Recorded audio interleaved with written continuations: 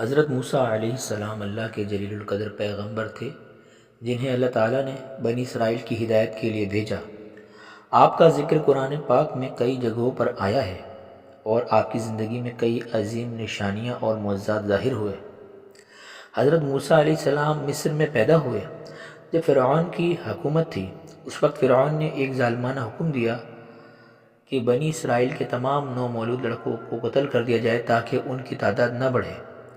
اللہ تعالیٰ نے حضرت موسیٰ علیہ السلام کی والدہ کو حکم دیا کہ وہ بچے کو ایک صندوق میں رکھ کر دریائے نیل میں ڈال دیں۔ وہ صندوق بہتا ہوا فرعون کے محل تک پہنچا، جہاں فرعون کی بیوی آسیہ نے موسیٰ علیہ السلام کو گود لے لیا اور ان کی پرورش کی اجازت لی۔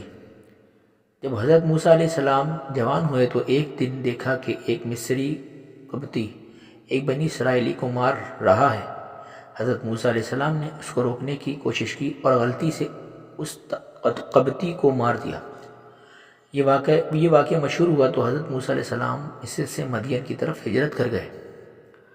مدین میں حضرت موسیٰ علیہ السلام نے حضرت شعیب علیہ السلام کی بیٹی کو پانی پلانے میں مدد دی۔ اس پر حضرت شعیب علیہ السلام نے انہیں اپنے گھر بلایا اور اپنی بیٹی سے ان کا نکاح کر دیا۔ حضرت موسیٰ علیہ السلام نے کئی سال مدین میں گزارے۔ جب حضرت موسیٰ علیہ السلام مدین سے واپس مصر آ رہے تھے تو راستے میں کوہ طور پر انہیں آگ نظر آئی۔ وہاں اللہ تعالیٰ نے انہیں نبوت عطا فرمائی۔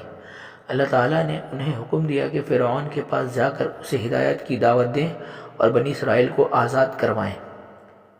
حضرت موسیٰ علیہ السلام اپنے بھائی حضرت ہارون علیہ السلام کے ساتھ فرعون کے دربار میں گئے اور کہا کہ اللہ وحدہ لا شریک کی عبادت کرو اور بنی اسرائیل کو آزاد کرو۔ فرعون نے انکار کیا اور مقابلے کے لیے جادوگروں کو بلایا۔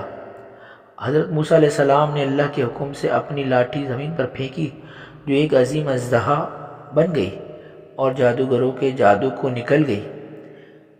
جادوگر فوراً ایمان لے آئے لیکن فرعون نے انہیں سزا دی۔ بالآخر اللہ تعالیٰ نے حضرت موسیٰ علیہ السلام کی مدد کی۔ حضرت موسیٰ علیہ السلام بنی اسرائیل کو لے کر مصر سے نکلے۔ فرعون نے ان کا پیچھا کیا۔ جب وہ سمندر کے قریب پہنچے تو حضرت موسیٰ علیہ السلام نے اللہ کے حکم سے اپنی لاٹھی پانی پر ماری اور سمندر دو حصوں میں تقسیم ہو گیا۔